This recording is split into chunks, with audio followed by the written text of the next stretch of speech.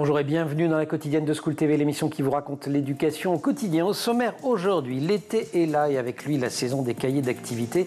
En voici un qui pourrait réjouir les ados et pas seulement, il est consacré au corps et à la sexualité. On en parle avec Charline Vermont, elle est l'invitée du Grand Oral. Dans l'Anti-Sèche, on réveille notre culture générale cette semaine sur le thème de l'espace. Question du jour, pourquoi la fusée de Tintin dans Objectif Lune est-elle décorée par un damier rouge et blanc? Réponse et explication dans moins de 10 minutes avec Arnaud Delalande. Et puis enfin, notre rendez-vous hebdomadaire avec Sandra Ferreira sur le plateau repas de notre diététicienne et nutritionniste. Les erreurs à ne pas commettre avec nos enfants en été. La quotidienne de School TV, c'est maintenant, c'est parti, Grand Oral.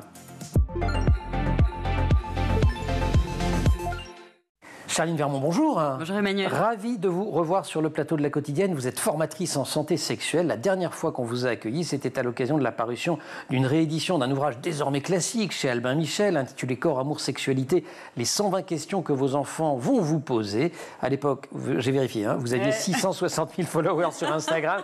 On en est aujourd'hui à plus de 800 000. Voilà. Et pourtant, l'archéologie. Ah je fais de l'archéologie. Et vous en avez plus de 800 000 sur le compte Orgasme et moi. Preuve que votre approche de la sexualité fédère. Et une des clés de ce succès, c'est la façon souriante et dédramatisante avec laquelle vous abordez ces questions. La preuve aussi avec ce nouveau livre, il fonctionne avec le précédent, mais c'est un cahier d'activités. Et cette idée, écrivez-vous, elle vous est venue en interrogeant les jeunes devant lesquels vous intervenez, l'idée d'en faire un jeu? Oui, et puis j'ai envie de dire surtout les moins jeunes. Je me suis beaucoup consacrée ces derniers mois à former les professionnels de santé. Parce qu'en France, je suis prof à la Sorbonne et justement, j'ai les étudiants en médecine, les futurs médecins et même les médecins qui viennent en formation continue. Et quand je les forme en santé sexuelle, à la fin de mes interventions, je leur demande qu'est-ce que vous avez retenu de ce qu'on a fait ensemble. Ils me sortent systématiquement ce que j'ai fait sous forme de QCM, de quiz, etc. Et là, je me suis dit, mais en vrai, c'est logique. Il y a quelque chose de cognitif, effectivement, à mieux s'approprier le savoir qu'on allait chercher. Et si je leur crée toute une gamme d'activités, et puis dans un second temps, je me suis dit, mais en fait, ce que je suis en train de faire pour mes étudiants, étudiantes, et puis pas seulement en médecine, mais pour tout, et si tout le monde y avait accès, et si tout le monde avait besoin et envie, d'en savoir plus en santé sexuelle, consentement, plaisir, etc., etc. Et ça nous donne ce résultat, et c'est amusant que vous le souligniez dès l'introduction. Je remonte la couverture, on vous l'a montré, mais on voit toute la famille. En fait, ce que vous suggérez, c'est que c'est l'affaire de toute la famille et que c'est l'affaire de tous les âges et que c'est important d'en parler. Oui, alors vraiment, ce livre-là, il est vraiment, j'ai envie de dire, pour les adultes. Il est accessible à partir de la majorité sexuelle, à partir de 15 ans en France. Mais vraiment, j'ai eu des retours de personnes de 40 ans, 45 ans, 50. En fait, tous les âges me disent, mais qu'est-ce que... Je me rends compte à quel point je suis ignorant, en fait. Alors, vous pouvez rajouter un plus de 50 ans dans votre truc. Ouais, c'est moi. J'ai appris un tas de choses. Avec grand plaisir, on vous accueille. Non, mais ça dit à quel point, finalement, il y a une carence. Et aussi, c'est pas forcément simple. Moi, j'ai écrit un autre ouvrage pour les adultes.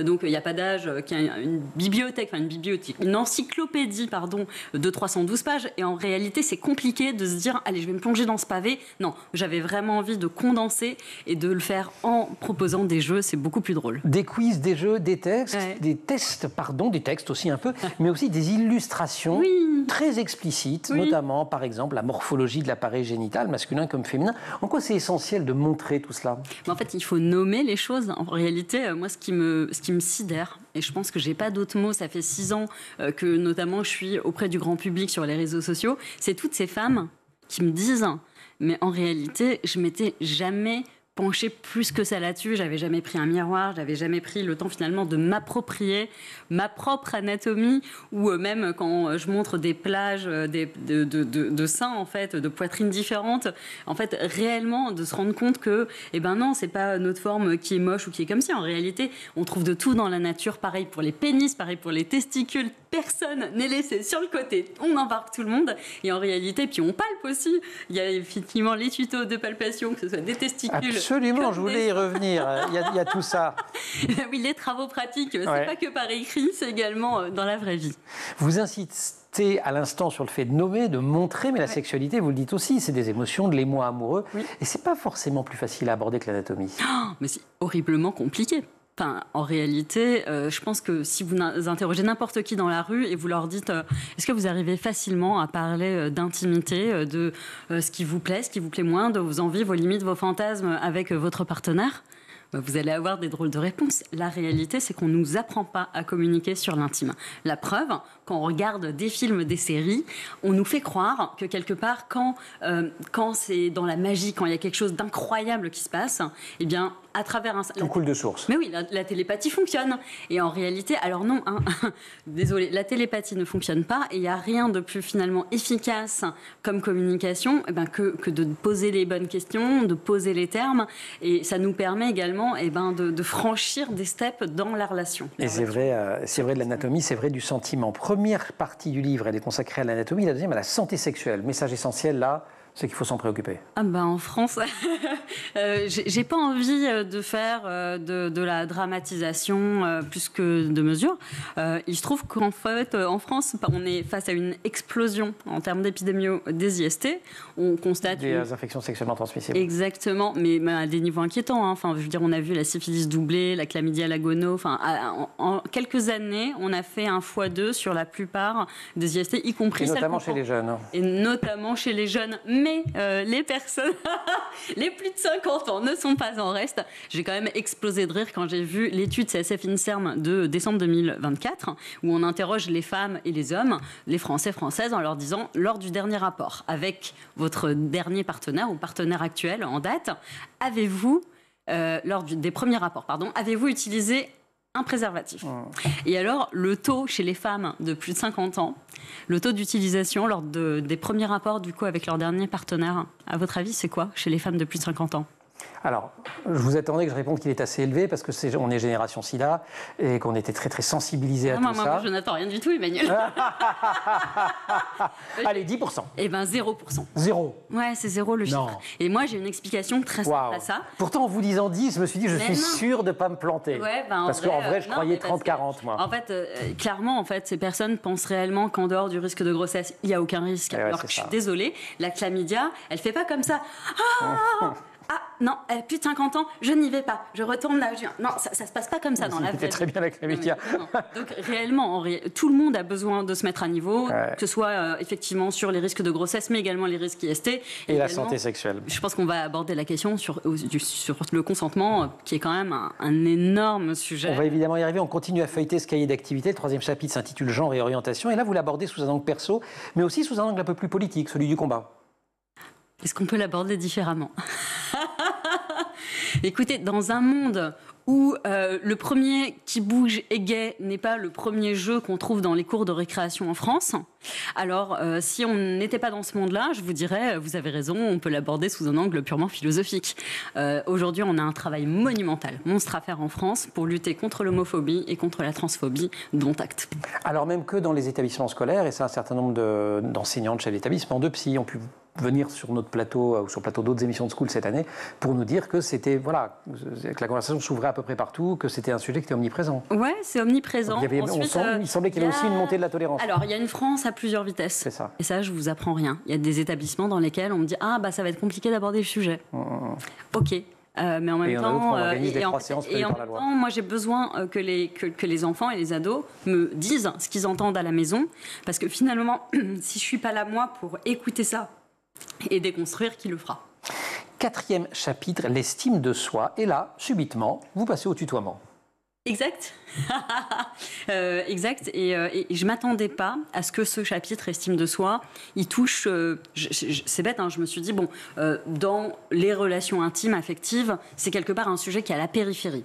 Et en réalité, j'ai reçu un message, mais bouleversant la semaine dernière, d'une femme qui me dit, on est avec mon mari depuis, je ne sais pas combien, 20 ans, et on a fait ce chapitre estime de soi.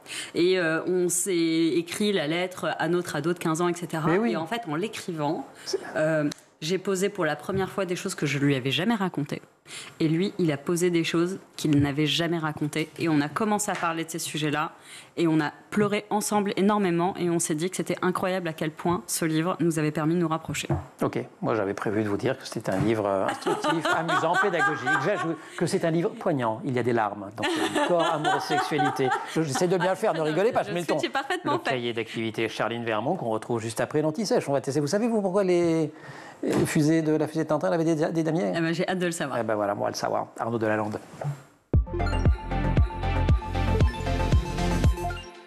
Anti-Sèche, nouvelle formule en cette année 2025. On révise sa culture générale au programme toute cette semaine. L'histoire de la conquête spatiale. On est en partenariat avec les arènes BD. Et la question qu'on vous pose aujourd'hui est la suivante. Pourquoi la fusée de Tintin dans Objectif Lune est-elle décorée par un damier rouge et blanc? Arnaud Delalande, bonjour. Bonjour. Vous êtes auteur de 13 romans chez Grasset et Robert Laffont, prolifique scénariste de bande dessinée, et vous signez cette formidable Odyssée de l'espace, sous-titre Une histoire de la conquête spatiale. Très bel ouvrage illustré par Éric Lambert. Je précise aussi qu'il a été réalisé avec l'aide de l'Agence spatiale européenne, l'ESA, et de la Société astronomique française. Et vous avez notamment profité des conseils de Nathalie Tingeot, qui est chef du projet Histoire et conseillère affaires extérieures à l'ESA. Alors, pour répondre à la question, pourquoi cette fusée de Tintin, elle est décorée par un damier rouge et blanc? Parce que le damier permet de calculer en fait le roulis, le tangage et puis les basculements de la fusée. Donc ensuite, ça permet de profiler son équilibre en cas de rotation dans l'espace. Donc en effet, Hergé s'en est inspiré pour Tintin. Et c'était initialement, ça venait des fameux V2. Voilà, les origines ne sont pas du tout pacifiques. Alors non, comme souvent, les origines sont malheureusement guerrières. C'est vrai. Et alors, c'est même une ironie de l'histoire, parce que tout commence avec les nazis, pour tout dire, puisque c'est donc Adolf Hitler qui espère, avec les V2, emporter la Seconde Guerre mondiale. V2, c'est le nom de sa fusée, qui est un missile, en fait. Qui est un missile. Il va faire 2 essais, mais on est déjà en septembre 1944, à Maison-Alfort. Il y en a un qui va une 6 morts, 36 blessés, quand exactement. même. Ouais. Et puis aussi à Chiswick, près de Londres. Et donc ça va. Mais alors il arrive trop tard, heureusement pour tout le monde. Mais donc tout ça a été conçu depuis la base de Peenemünde, où il y avait un certain nombre de scientifiques nazis. Or, évidemment, c'est une île, c'est ça, en Allemagne du Nord. C'est ça. Ouais. Et alors au moment où la guerre s'achève, eh bien les scientifiques vont être fort maris, parce qu'ils savent pas quoi faire. Ils n'osent pas trop venir en France parce que on a été un petit peu occupés par les nazis aussi, Vichy, tout ça. Donc ils se disent c'est pas très bon pour nous. Ouais. Donc ils vont aller se jeter dans les bras des Américains. Et donc les premiers scientifiques qui vont travailler sur le programme spatial américain sont issus viennent des nazis, en fait. Vous reproduisez un peu des dialogues. Ils se disent, en gros, il vaut mieux dealer avec les Américains. C'était moins dangereux. Ils passeront l'éponge sur le fait qu'on a fait... oui, on ne savait pas trop s'ils allaient passer l'éponge, mais justement, l'enjeu pour eux, c'était... plus de chance, en tout cas. Ils vendent leur cerveau, on va dire, aux Américains. Et donc, évidemment, Wernher von Braun, qui est le chef de le plus célèbre d'entre eux, Wernher von Braun, il faut le dire, va préparer les premiers essais de lancement de fusée à White Sands, au Nouveau-Mexique, et puis ensuite préparer les programmes Mercury, Apollo, etc. Donc, sur lesquels on va revenir pendant toute cette semaine. Un mot quand même, Arnaud Delalande, c'est pas totalement un hasard si on ouvre cette série avec Tintin, avec les imaginaires, parce que les imaginaires, en BD, en roman, évidemment au cinéma, ils occupent une place fondamentale et on les retrouve beaucoup d'ailleurs dans votre livre.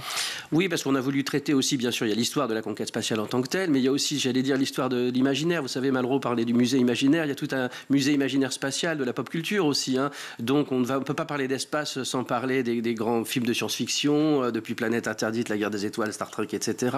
Nos animés d'enfants, 2001, évidemment, l'Odyssée de l'espace, bien entendu. Auquel vous empruntez le titre. Voilà, et puis les dessins animés, enfin toute la pop culture qui est associée à l'espace et qui permet des respirations dans l'ouvrage aussi et de parler de cet imaginaire. Et on est en 2025, le livre s'appelle L'Odyssée de l'espace, une histoire de la conquête spatiale. Il est extraordinairement réussi, superbes illustrations, je dois dire. Les dialogues sont très bien aussi. Il vient de sortir aux arènes BD et on retrouve Arnaud Delalande demain. Question pour demain, quel pays s'est fixé pour objectif d'être la première puissance spatiale d'ici 2049 ? On vous laisse réfléchir jusqu'à demain. D'ici là, on poursuit avec le grand oral. La suite.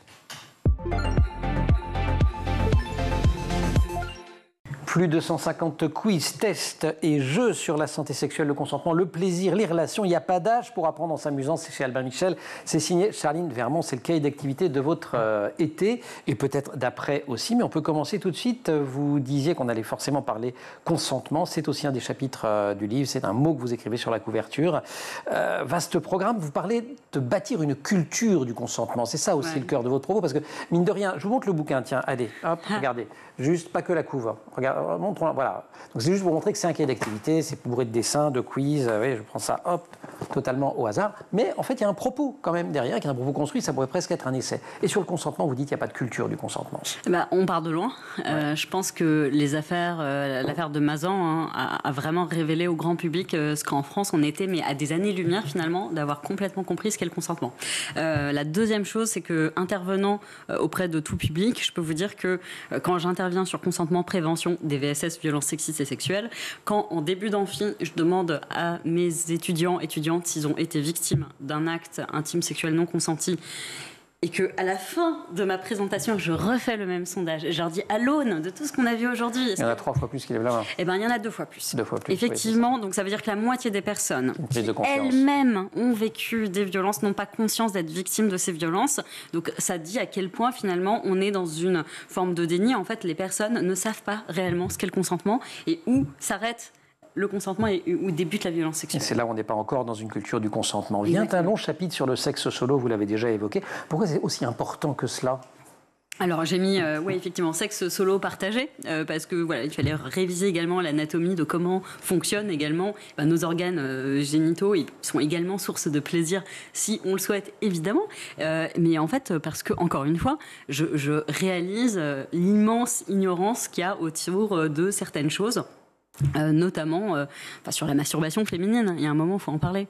C'est quand même un immense tabou. Alors même si les stats nous disent que par rapport aux années 80, eh bien, il y a 2 fois plus de Françaises qui disent avoir s'être masturbées au cours de leur vie, etc. On avance dans le bon sens. Mais je vais dire un chiffre qui quand même est très très éclairant.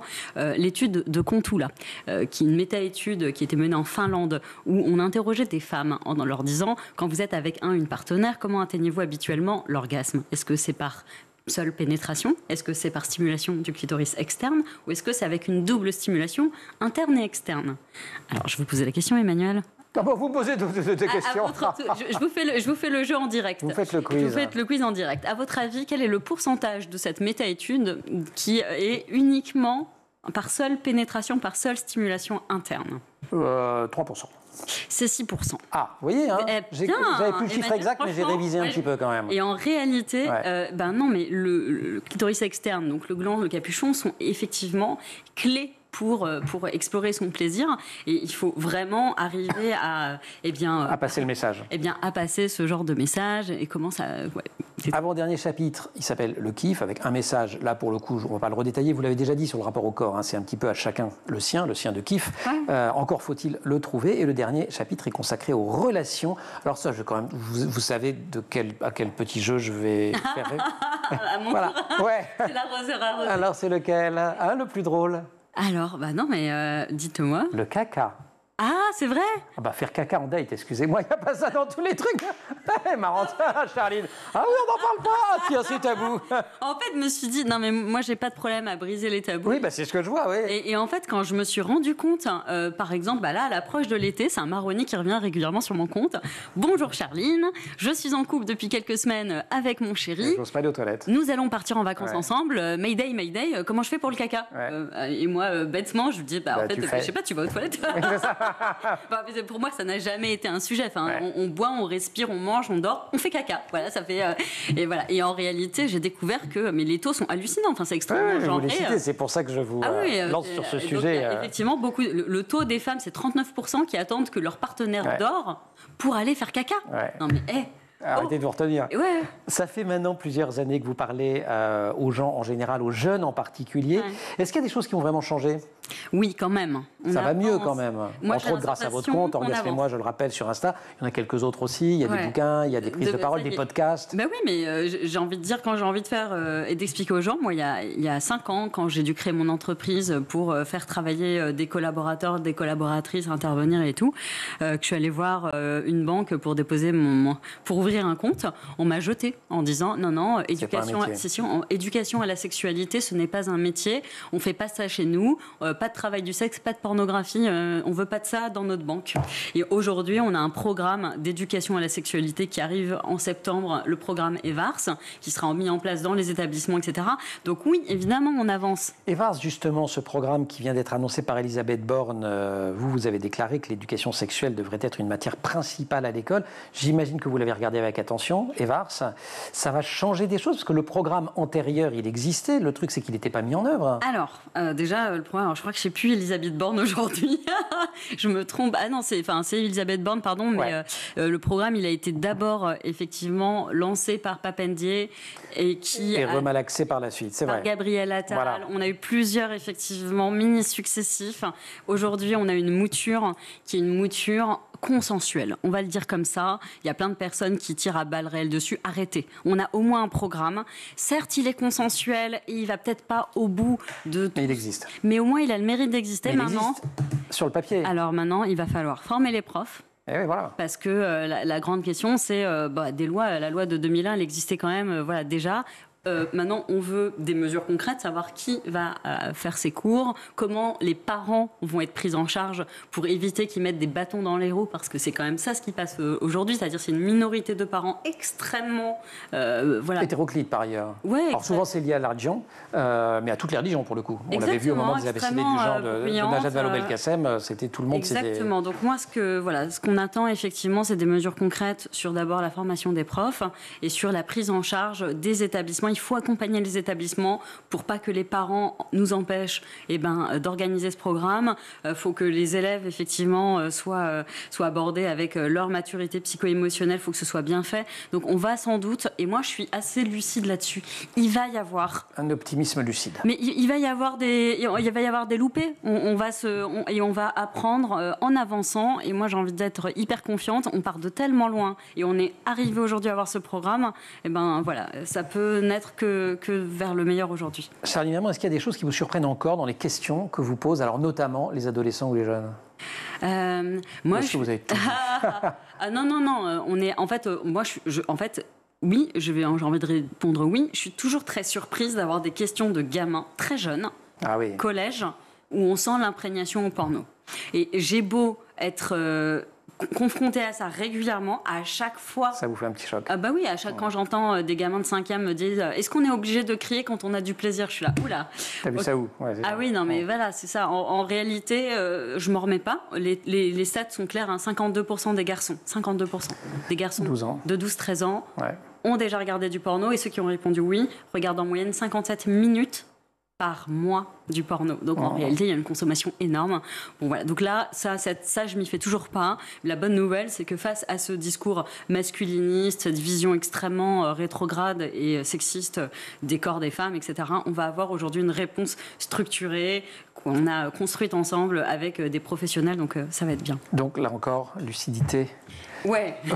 Mais optimisme. Oui. Le choix des mots en règle générale, c'est très important, les mots qu'on choisit, mais particulièrement quand on parle de sexualité. Vous fixez des règles, vous?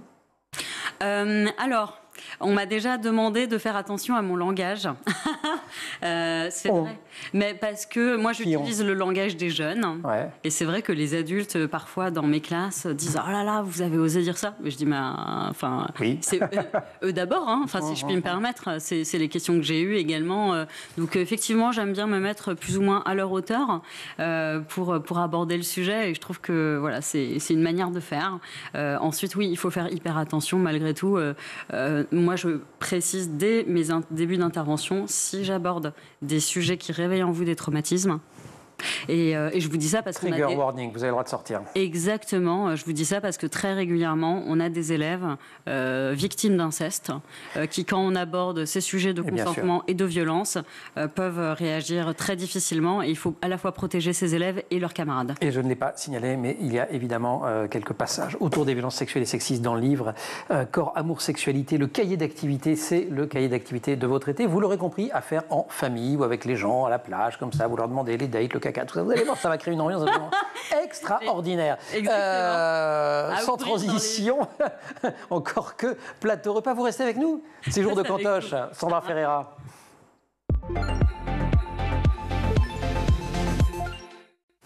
Les vacances d'été sont souvent synonymes de relâchement, et je ne dis pas ça en référence à corps, amour et sexualité. Ça se traduit aussi dans l'alimentation. Sandra, bonjour. Bonjour Emmanuel. Entre les horaires décalés, les glaces à volonté, les pique-niques improvisés, les journées sans rythme, l'équilibre alimentaire des enfants peut rapidement se dégrader. Mais grâce à vous, qui êtes diététicienne et nutritionniste, vous allez nous donner quelques petites solutions simples. Pendant l'été, les enfants boivent, par exemple, beaucoup de jus. Oui. Par exemple, et contrairement à ce qu'on pourrait penser, les jus de fruits, on pense que c'est sain. Oui, parce qu'il y a écrit orange ou pamplemousse dessus. Exactement, on pense fruits surtout. En réalité, ça contient presque autant de sucre qu'un soda. Je peux boire du coca. Alors, Oups. Alors pas vraiment, hein. Si on allait jusqu'au bout, je préfère quand même du jus parce qu'il y a quelques vitamines, quelques fibres, mais il faut quand même le savoir, il ne faut pas boire les jus à volonté. Un verre de 200 ml de jus d'orange, pur jus, hein, ça contient environ 20 grammes de sucre, 20 à 25, ce qui équivaut à 4-5 morceaux de sucre.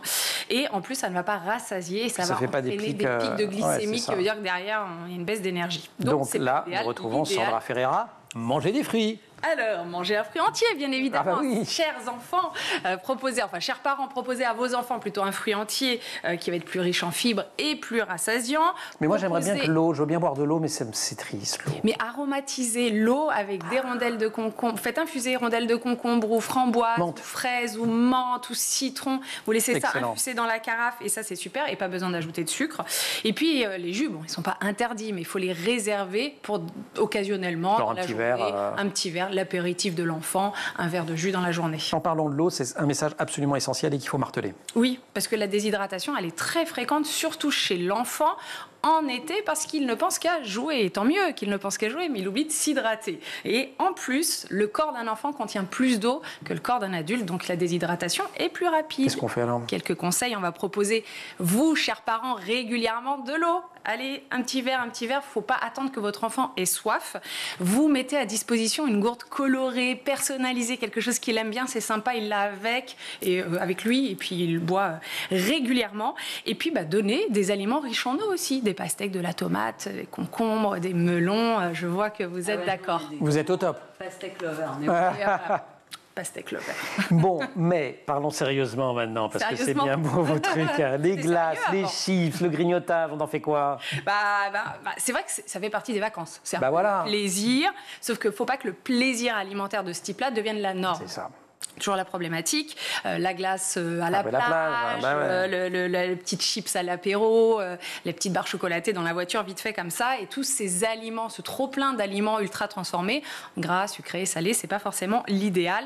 Et puis ça coupe l'appétit pour les vrais repas. Donc, l'idéal alors. L'idéal. Attention, si vous avez le courage, chers parents, faites des glaces maison.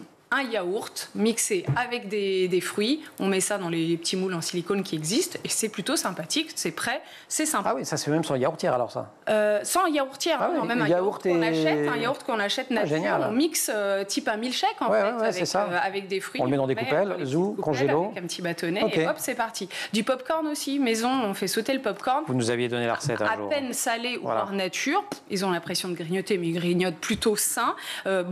Le stade d'après, bâtonnet de crudité avec du houmous ou avec du fromage blanc aux herbes, pourquoi pas. Et puis des compotes ou des smoothies faits maison. Donc ça, c'est plutôt pas mal de pouvoir avoir ces alternatives pour les enfants. On le disait en intro, on décale aussi beaucoup les horaires pendant les vacances. Oui, cette désorganisation, elle n'est pas idéale pour le corps. Alors, c'est pas idéal. Ça arrive une fois, ça va. 2 fois, 3 fois, ça commence à devenir compliqué. Donc, essayez, chers parents, quand même de maintenir 3 repas principaux avec un goûter en plus. En tout cas, évitez que ça devienne un grignotage permanent. Encouragez votre enfant à participer à la cuisine, la préparation des repas. Là, il va pouvoir se reconnecter avec son appétit. Et on ne culpabilise pas un écart, un grignotage. Malgré tout ce que j'ai dit, ce n'est pas grave. Vous gardez une structure générale. Voilà, il faut juste pas que ça devienne... une petite glace de temps en temps. Les chips, on ne jette pas tout à la poubelle. Un petit jus de fruits. Mais on n'oublie pas tous les autres bons conseils de Sandra. Merci beaucoup. Charline, merci beaucoup. Merci à vous. Vous êtes pastèque. Mais moi, j'ai surtout 3 ados à la maison et des quantités astronomiques de pastèque. Non, mais de tout en fait. Alors moi, chez moi, ils ont. Vous avez aussi une quantité astronomique d'aide potentielle pour préparer les repas et tout. Ça, c'est une grande clé que Sandra donne. Exactement. Ils se sont complètement appropriés la cuisine. Parfait. Voilà, effectivement, on est ravis. Situation idéale. Charline Vermont, merci aussi donc de nous avoir accompagnés dans cette émission Corps, Amour, Sexualité, le cahier d'activités, 150 quiz, tests et jeux. Faites-le. Vous aurez compris qu'à tout âge, même passé 50 ans, on apprend plein de choses en le... Témoignage, c'est du vécu. C'est ça. Et c'est paru chez Albin Michel. Merci aussi beaucoup à toute l'équipe de l'émission. Laure Rodemont au maquillage, Marine Plantec et Dylan Colère à la préparation de l'émission qui sont en régie aujourd'hui avec au son Thibaut Goury-Lafont et Xavier Sanchez à la réalisation. Vous restez sur School TV et vous nous retrouvez nous en permanence sur Internet et sur les réseaux sociaux.